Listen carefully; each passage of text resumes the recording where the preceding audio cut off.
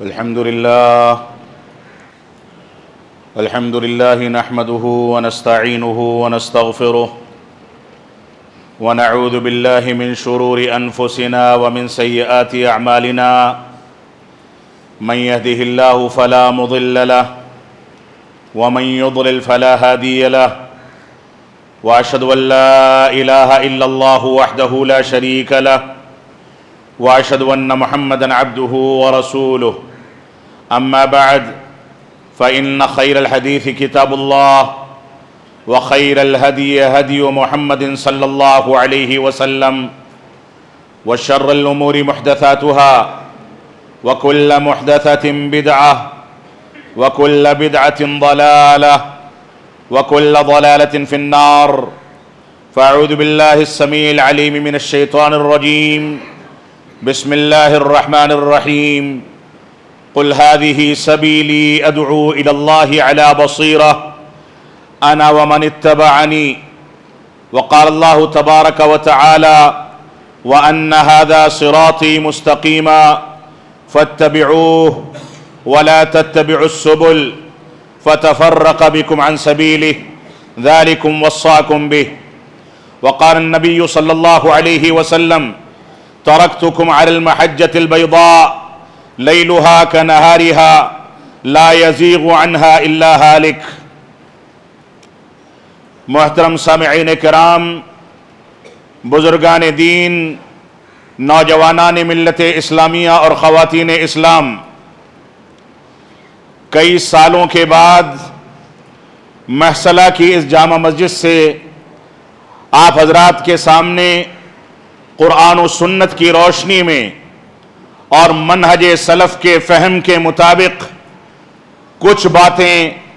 آپ کے سامنے پیش کرنے کی جسارت کر رہا ہوں۔ اللہ رب العالمین ہم کو قرآن و سنت کے اس فہم کی پیروی کرنے کی توفیق عطا فرمائے جس فہم کو صحابہ کرام نے 23 سالہ دور نبوت میں رسول اکرم صلی اللہ علیہ وسلم کی معیت اور مبارک محفلوں اور آپ کا ساتھ اختیار کر کے سیکھا اور اس کے مطابق زندگی گزاری۔ اللہ رب العالمین نے قرآن مجید میں جہاں بھی صراط مستقیم کا تذکرہ فرمایا ہے، اس صراط مستقیم سے صحابہ کرام کا وہ طریقہ مراد ہے جس طریقے کو صحابہ کرام نے نبی آخر الزمان جناب محمد الرسول اللہ صلی اللہ علیہ وسلم سے اختیار کر کے اپنی زندگی میں نافذ کیا تھا۔ رسول اکرم صلی اللہ علیہ وسلم نے اپنی احادیث مبارکہ میں جہاں بھی واضح راستے اور ہدایت کے راستے کا تذکرہ کیا ہے، اس راستے کے اولین مخاطب وہ صحابہ کرام ہیں جنہوں نے رسول اکرم صلی اللہ علیہ وسلم کی پیروی کی، اور اس پیروی اور اتباع میں صحابہ کرام نے اس بات کی بھی پرواہ نہیں کی کہ اگر ناشتہ ملا ہے تو کھانا ملے گا یا نہیں ملے گا۔ صحابہ کرام نے اس بات کی بھی پرواہ نہیں کی کہ پہننے اوڑھنے کے کپڑے ملیں گے یا نہیں ملیں گے، بلکہ صحابہ کرام کے گھروں میں چولہا نہیں جلتا تھا، ان کو سر چھپانے کے لیے مکان نصیب نہیں ہوتا تھا، بغیر پیبند لگے کپڑے ان لوگوں کے مقدر میں نہیں تھے، وہ چلتے تھے تو پیدل چلنا پڑتا تھا، جنگ کے لیے نکلتے تھے، جہاد کے لیے نکلتے تھے تو اگر کسی کے پاس تلوار ہوتی تھی تو میان نہیں ہوتی تھی، کسی کے پاس تلوار ہوتی تھی تو ڈھال نہیں ہوتی تھی، کوئی پیدل نکلتا تھا، کوئی سواری پر نکلتا تھا، ان کے گھروں میں 3 مہینے تک چولہا نہیں جلتا تھا۔ صحابہ کرام کے اسی طرز زندگی کو قرآن مجید صراط مستقیم سے تعبیر کرتا ہے۔ صحابہ کرام کی انہی شخصیتوں کے بارے میں رب کائنات نے اب سے 1450 سال پہلے قرآن مجید کے اندر یہ واضح کر دیا کہ رضی اللہ عنہم ورضوا عنہ، یہ رب کائنات کا وہ راستہ ہے جس کو اپنانے والوں یعنی صحابہ کرام سے اللہ رب العالمین راضی ہو گیا، اور یہ لوگ رب کائنات سے راضی ہو گئے. اور کیوں نہ راضی ہوتے جب انہوں نے وہ طریقہ اپنایا جس طریقے پر چل کر کے نبی آخر الزمانے دنیا کے سامنے اس دین کی تعبیرات پیش کی تھی، جس طریقے پر چل کر کے ساری دنیا کے سامنے یہ نمونہ پیش کیا گیا تھا کہ ہم بھوکے رہ سکتے ہیں، ہم بغیر پیبند کے کپڑے، پیبند لگے کپڑے پہن سکتے ہیں، ہم ساری تکلیفیں اٹھا سکتے ہیں، ہم بغیر سواریوں کے سفر کر سکتے ہیں، تکلیفیں برداشت کر سکتے ہیں، لیکن اس دین پر، اس منہج پر، اس طریقے پر، اس فہم پر اور قرآن و سنت کی اس تعبیر پر کوئی حرف آ جائے تو یہ لوگ برداشت نہیں کرتے تھے. یہی وجہ ہے کہ ابو موسیٰ اشعری رضی اللہ تعالیٰ عنہ جب عمر بن خطاب رضی اللہ تعالیٰ عنہ کے گھر کے باہر آئے، دروازے پر دستک دی، ایک بار کھٹکھٹایا، دوبارہ کھٹکھٹایا، تیسری بار کھٹکھٹایا، جب اجازت نہیں ملی تو روانہ ہو گئے. عمر بن خطاب رضی اللہ تعالیٰ عنہ نکلے، ان کو بلوایا گیا، ان سے دریافت کیا گیا کہ کیا وجہ ہے کہ تم نے مزید انتظار نہیں کیا؟ تو انہوں نے فرمایا میں نے اپنے پیارے حبیب جناب محمد الرسول اللہ صلی اللہ علیہ وسلم سے فرماتے ہوئے سنا ہے کہ 3 بار اجازت لی جائے، اجازت نہ ملے تو تم واپس نکل جاؤ. عمر بن خطاب رضی اللہ تعالیٰ عنہ کے پاس یہ روایت نہیں پہنچی تھی، ان کو اس کا علم نہیں تھا. انہوں نے دربار سجایا، ان کو بیٹھایا اور فرمایا کہ صحابہ کرام سے اس روایت کی تصدیق کی جائے کہ کیا یہ صحابی رسول میرے ڈر کی وجہ سے اس بات کو اللہ کے رسول صلی اللہ علیہ وسلم کی جانب منسوب کر رہے ہیں یا اس کا حقیقت سے کوئی تعلق ہے. جب وہ نسبت سچی ثابت ہو گئی تب ان کو باعزت وہاں سے روانہ کیا گیا. تحقیق و جستجو کا، دین کے مطابق چلنے کا، دین کی باریکیوں کو سمجھنے کا، دین کی تحقیق کرنے کا، دین کی جستجو کرنے کا یہ جذبہ صحابہ کرام کے اندر تھا. اور یہی وجہ ہے جس کی روایت کو شیخ الاسلام علامہ ابن تیمیہ رحمت اللہ علیہ نے بار بار ذکر کیا ہے. محدثین نے مختلف طرق سے اس روایت کو صحیح قرار دیا ہے کہ جب کچھ سائل آئے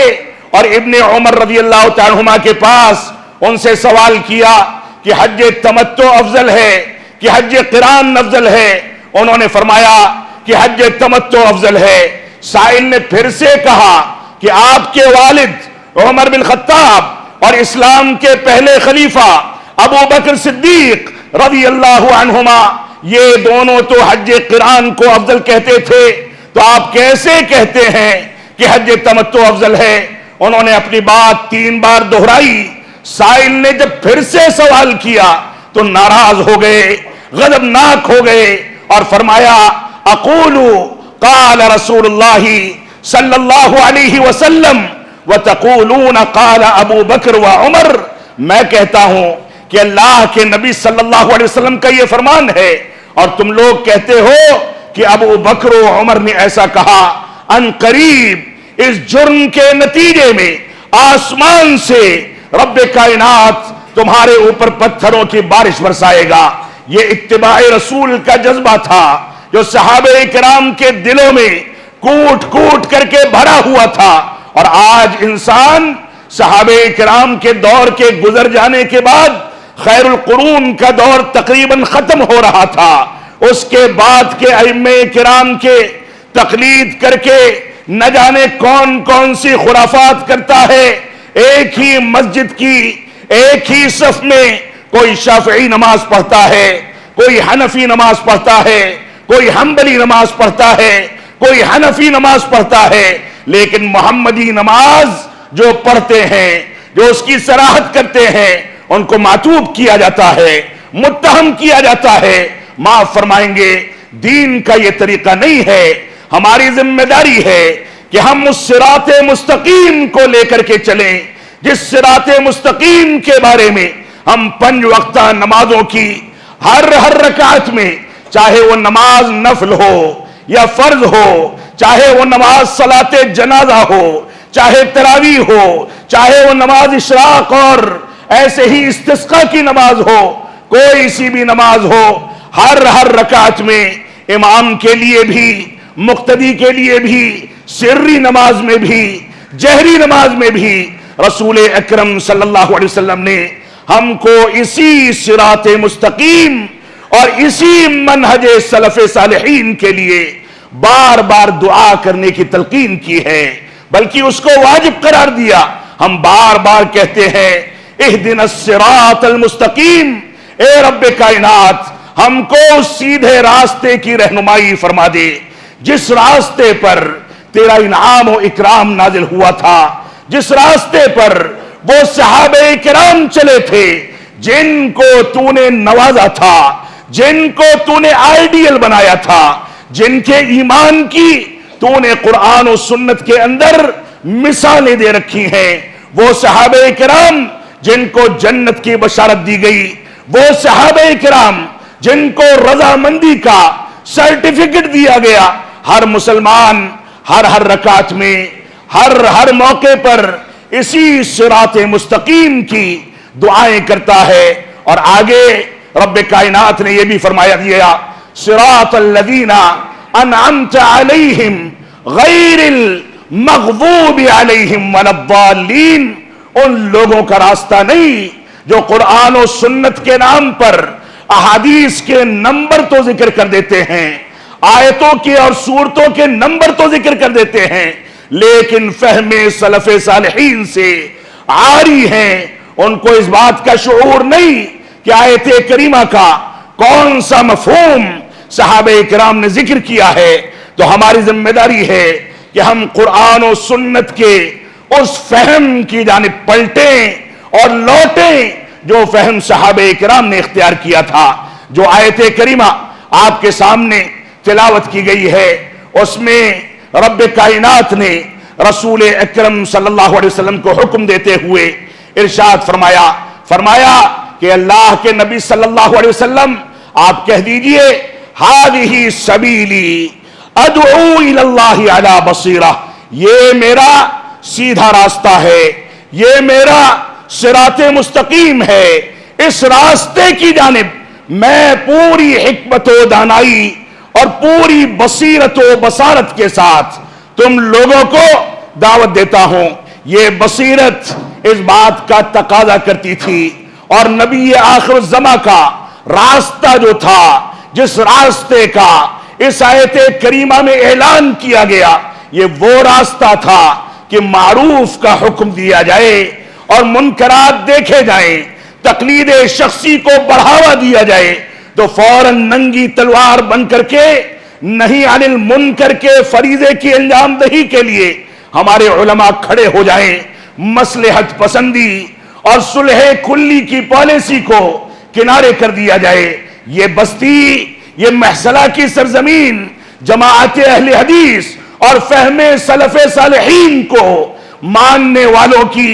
وہ بستی اور آبادی ہے جس بستی کے بارے میں مجھ کو بھی یہ شکوہ ہے کہ یہاں بھی تساہل نظر آتا ہے، یہاں بھی کاہلی نظر آتی ہے، یہاں بھی فہم سلف صالحین کے بارے میں صلح کلی اور مصلحت پسندی کے جراثیم نظر آتے ہیں۔ ہماری ذمہ داری ہے کہ ان چیزوں پر اپنے اندر منہجی غیرت پیدا کریں۔ رسول اکرم صلی اللہ علیہ وسلم نے اسی راستے کے بارے میں ارشاد فرمایا تھا، جیسا کہ ابتدا میں آپ کے سامنے مبارک حدیث پیش کی گئی۔ اللہ کے نبی صلی اللہ علیہ وسلم فرماتے ہیں ترکتکم علی المحجۃ البیضاء لیلها کانہارها لا یزیغ عنہا الا ہالک۔ فرمایا اے لوگو سنو، میں نے تم کو ایسے واضح راستے پر چھوڑا ہے جس راستے پر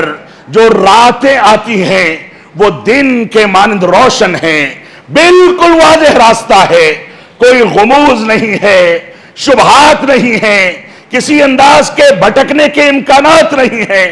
بالکل واضح راستہ ہے، اور لا یزیغ عنہا الا ہالک۔ اس سے بھٹکنے والا،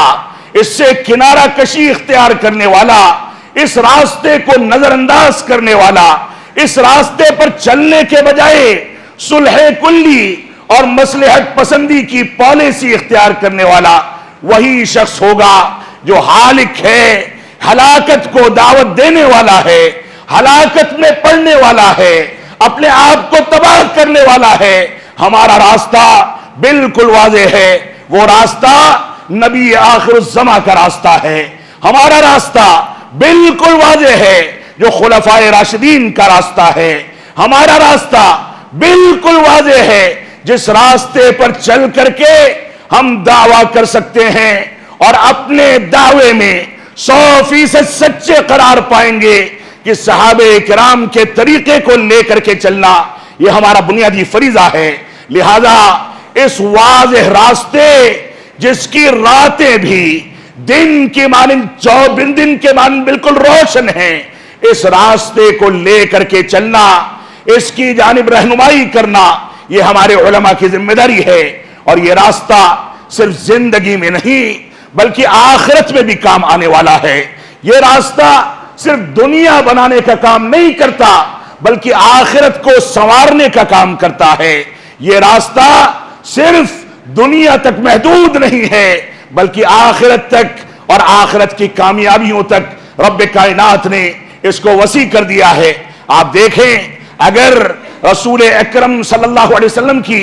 मुबारक हदीस का आप जायजा लेंगे तो इन हदीस में इस बात का तस्करा मिलता है कि जब इंसान के बच्चे कंधा दे करके अपने माँ बाप को मनो मिट्टी नीचे दफन कर देते हैं, कब्र के हवाले कर देते हैं, तो 2 फरिश्ते आते हैं और उनसे सवालात किए जाते हैं। 3 सवालात होते हैं। सही बुखारी और सही मुस्लिम की रिवायत है। फरमाते हैं कि 3 चीजों के बारे में सवाल किया जाता है। एक तो पूछा जाता है कि तुम्हारा रब कौन है, दूसरा सवाल होता है कि तुम्हारा दीन क्या है, और तीसरा सवाल होता है कि उस शख्सियत के बारे में तुम क्या कहते हो जिसको मोहम्मद कहा जाता था, रसूलुल्लाह कहा जाता था। और उसी हदीस के अंदर इस बात का तस्करा है कि एक मोमिन जो दीन को समझ सका है, एक मोमिन जो रब्बे कायनात पर ईमान को समझ सका है, एक मोमिन जो रसूल अकरम सल्लल्लाहु अलैहि वसल्लम की पैरवी, इत्तिबा, आपसे मोहब्बत के तकाज़ों और आपके तरीकों को समझ सका है, वो कब्र के अंदर फरिश्तों को जवाब देगा, कामयाब हो जाएगा। फरिश्ते कहेंगे कि तुम वैसे ही आराम करो जैसे पहली रात में एक दुल्हन आराम करती है, और कयामत तक के लिए जन्नत की खिड़कियां उसकी ताहद्दे निकाह उसकी कब्र को वसी कर दिया जाएगा। लेकिन जो जवाब नहीं दे सकेगा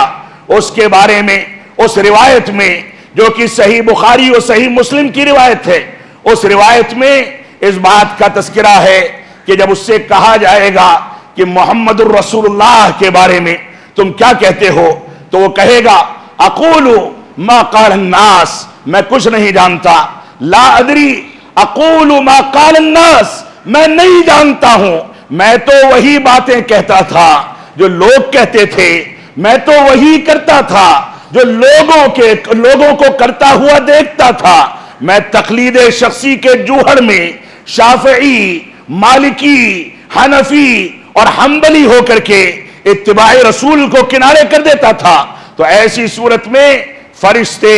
उससे कहेंगे ला दरईता वला तलईता, तुमने लोगों की बातों को सुना, आबा अजदाद के दीन पर चले, कुरान और सुन्नत को किनारे कर दिया, तुमने न सुना न समझा न किसी चीज पर गौर और तदब्बुर किया। और उसके बाद रिवायात में है कि कब्र के दोनों पाटों को, दोनों दीवारों को आपस में मिला दिया जाएगा, एक पिछली दूसरी पिछली में मिल जाएगी। ऐसी चीखों पुकार उठेगी उसकी जबान से कि सकलैन यानी इंसानों और जिन्नातों के अलावा जहां तक आवाज पहुंचती है हर किस्म की मखलूक उसको सुनेगी और तिलमिला उठेगी। लिहाजा ये 3 सवालात अगर हम में से कोई शख्स गौर और तदब्बुर करे, ये 3 सवालात भी मनहज सलफ के बारे में हैं। आपसे दीन के बारे में पूछा जाएगा, کون سا دین ہوگا جس کے بارے میں آپ کو جواب دینا ہے؟ یہ دین وہی دین ہوگا جو قرآن و سنت کے اندر صحابہ کرام کے فہم کے مطابق علماء کرام نے ذکر کر کے ہمارے سامنے پیش کر دیا ہے۔ یہ وہی دین ہوگا جو 1400 سال پہلے رسول اکرم صلی اللہ علیہ وسلم پر نازل کیا گیا۔ اس دین میں کوئی جدت پیدا کرنے یا موجودہ دور کے لوگوں کی شروحات کے ذریعے اس کو تبدیل کرنے کی کوشش کرے گا تو ایسی صورت میں وہ گمراہ ہے، گمراہ ہے، گمراہ ہے، اس کو ہدایت پر لانے والا کوئی نہیں۔ یہ دین ایک ایسی چیز ہے کہ اس کی ترقی کے لیے آپ کو آگے نہیں بڑھنا بلکہ پیچھے ہٹنا ہے، پیچھے ہٹنا ہے۔ 1450 سال پہلے کے دور میں گھس کر کے آپ کو دین کی بنیادوں کو سمجھنا ہے۔ تو اسی دین کے بارے میں قبر کے اندر آپ سے سوال کیا جائے گا، اس رب کے بارے میں سوال کیا جائے گا جس رب نے ہم کو پیدا کیا، جو رب ہمارا رازق و مالک ہے، اس رب کے بارے میں سوال کیا جائے گا جس رب کے کلمے کی توجیہ و تعویل کر کے آج مسلمانوں میں اہل کلام اور اہل بدعت کے فرقے گمراہی کے حوالے ہو گئے۔ کوئی کہتا ہے لا الہ الا اللہ کا معنی لا حاکم الا اللہ، کوئی کہتا ہے لا غالب الا اللہ، کوئی کسی تعبیر کو پیش کرتا ہے، جبکہ اہل سنت والجماعت اور صحابہ کرام کی جماعتیں یہ کہتی ہیں کہ لا معبود بحق الا اللہ۔ یہ توحید حاکمیت نہیں ہے بلکہ یہ توحید عبادت ہے۔ یہ توحید غالبیت نہیں ہے بلکہ یہ توحید عبادت ہے۔ جنوب سے اٹھنے والے فتنے، اس طرح کی اطلاعات ہم کو ملتی رہتی ہیں کہ اب اس سرزمین تک بھی پہنچنے لگے ہیں۔ وہ فتنے جن فتنوں کے اندر توحید حاکمیت کا تاثر اور ان سے قریب ہونے کے جراثیم گھس چکے ہیں، وہ فتنے اب یہاں بھی داخل ہونے لگے۔ اللہ کی قسم، اگر آپ کو کامیابی چاہیے، آپ عزت و وقار چاہتے ہیں تو اپنے دین کو 1400 سال پہلے جا کر کے عہد نبوت میں تلاش کیجئے۔ رب کے اوپر ایمان لانے کے حقائق کو، ان تمام کے تمام حقائق اور ارکان ایمان، شرائط ایمان اور رب کائنات کی وحدانیت کے تصور کو سامنے رکھ کر کے اس میں تلاش کیجئے۔ اس میں کوئی سمجھوتا کریں گے تو رب کائنات آپ کے لیے کوئی سمجھوتا کرنے والا نہیں ہے، قبر کے اندر سوال کے جواب میں ناکام ہو جائیں گے۔ اس وجہ سے میں بڑی عاجزانہ اپیل کرنے کے لیے آپ سے کھڑا ہوا ہوں کہ اپنے منہج کو صحابہ کرام کے منہج پر ڈھالیے۔ صحابہ کرام کا وہ منہج جب رسول اکرم صلی اللہ علیہ وسلم نے عمر بن خطاب رضی اللہ تعالیٰ عنہ کے ہاتھ میں اہل کتاب کی کوئی کتاب دیکھ لی، تورات و انجیل کو، تورات یا انجیل کو دیکھ لیا تو آپ غضبناک ہو گئے، یہاں تک کہ عمر بن خطاب رضی اللہ تعالیٰ عنہ اس کے ایک کتابچے سے متاثر تھے، کیونکہ اس کتابچے کے اندر اس کتاب کی جو عبارتیں نقل کی گئی تھیں وہ قرآن مجید کے موافق تھیں۔ اس کے باوجود رسول اکرم صلی اللہ علیہ وسلم کا چہرہ بدل گیا، آپ نے غضبناکی کا اظہار کیا، یہاں تک کہ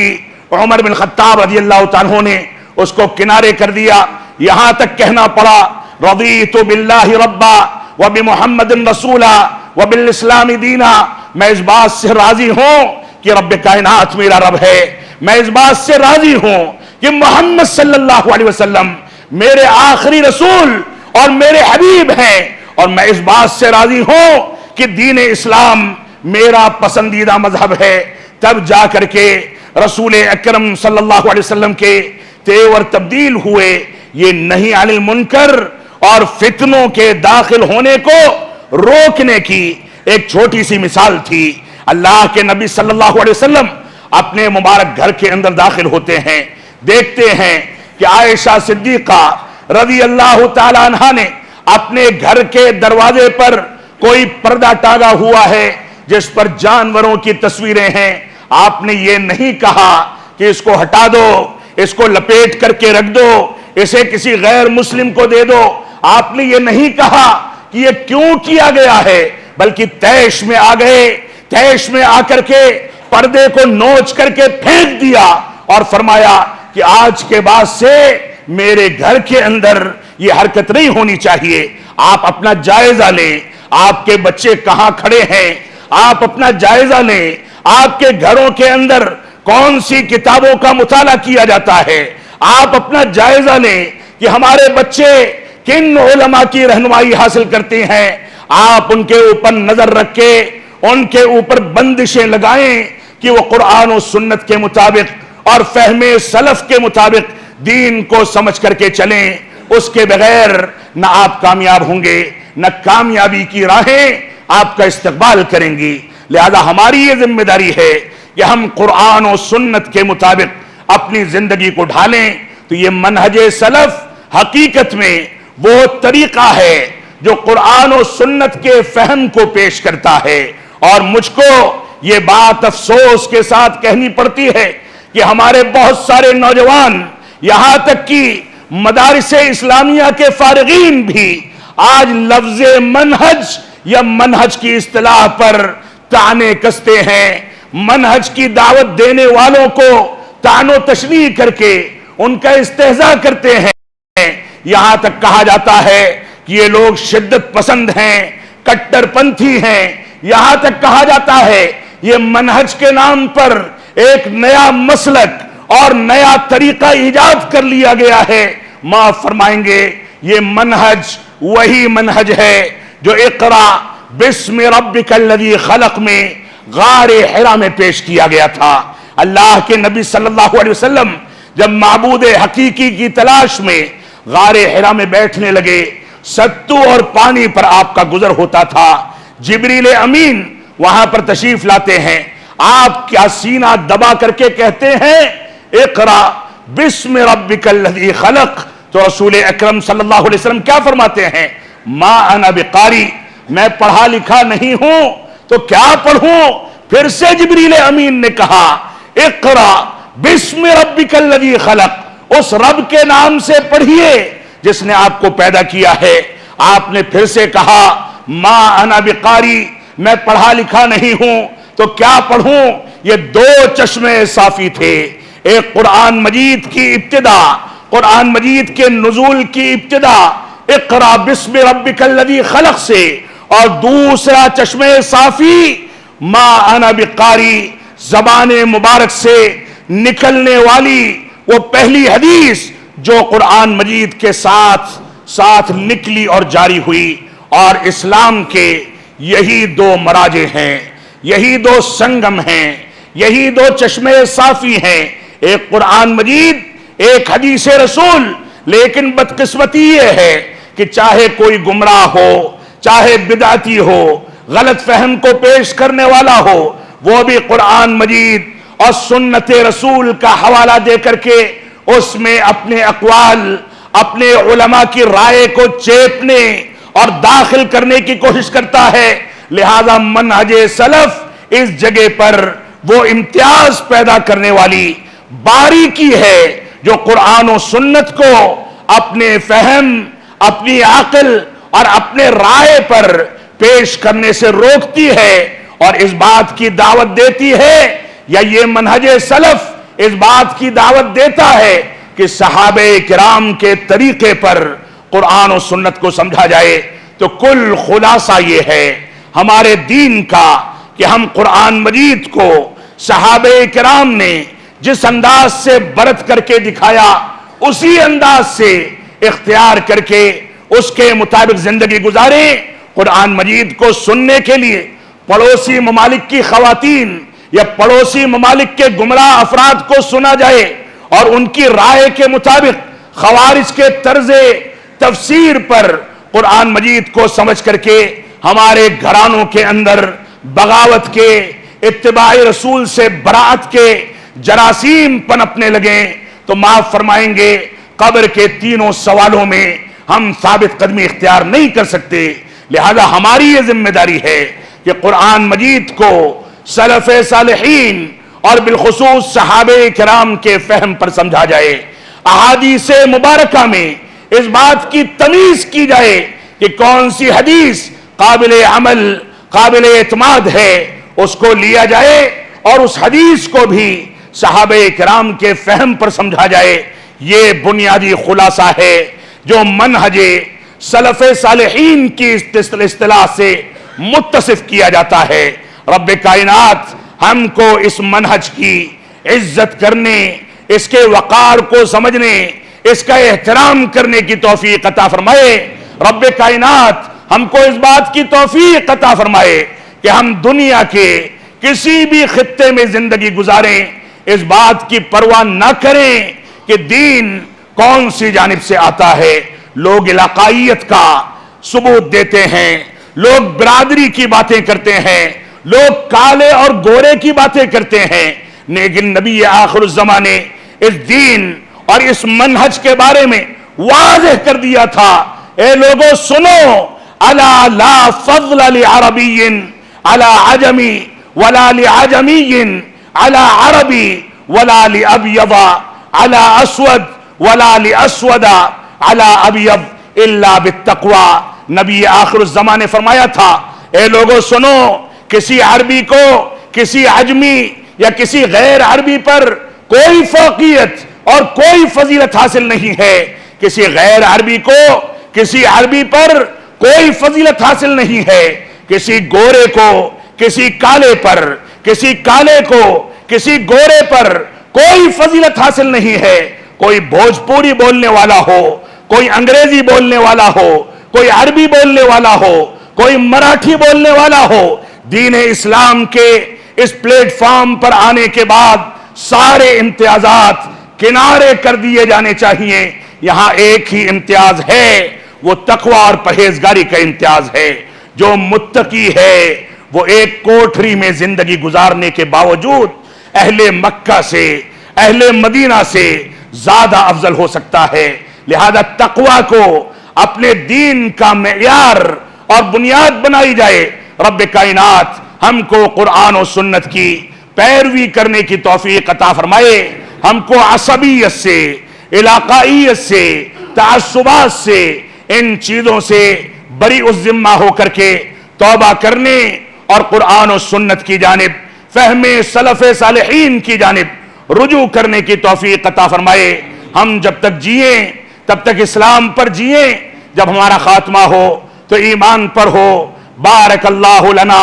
ولکم فی القرآن المجید ونفعنی وإیاکم بالآیات والذکر الحمید انہ تعالی جواد کریم ملک بر رؤوف الرحیم۔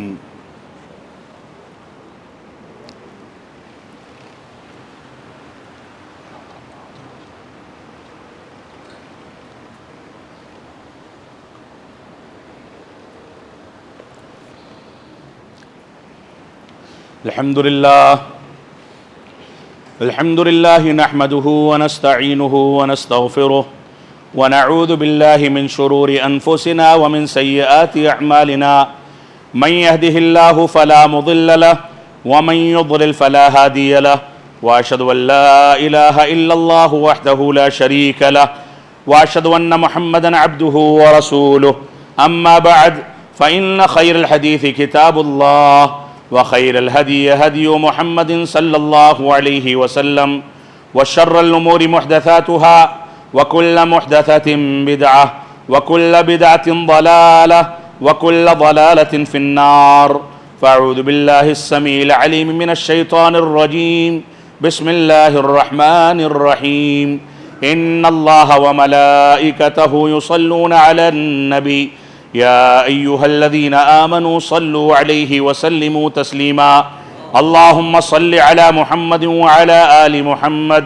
كما صليت على إبراهيم وعلى آل إبراهيم إنك حميد مجيد اللهم بارك على محمد وعلى آل محمد كما باركت على إبراهيم وعلى آل إبراهيم إنك حميد مجيد عباد الله رحمكم الله إن الله يأمر بالعدل والإحسان وإيتاء ذي القربى وينهى عن الفحشاء والمنكر والبغي يعظكم لعلكم تذكرون वलज़िक्रुल्लाहि तआला अकबर वल्लाहु यअलमु मा तस्नऊन।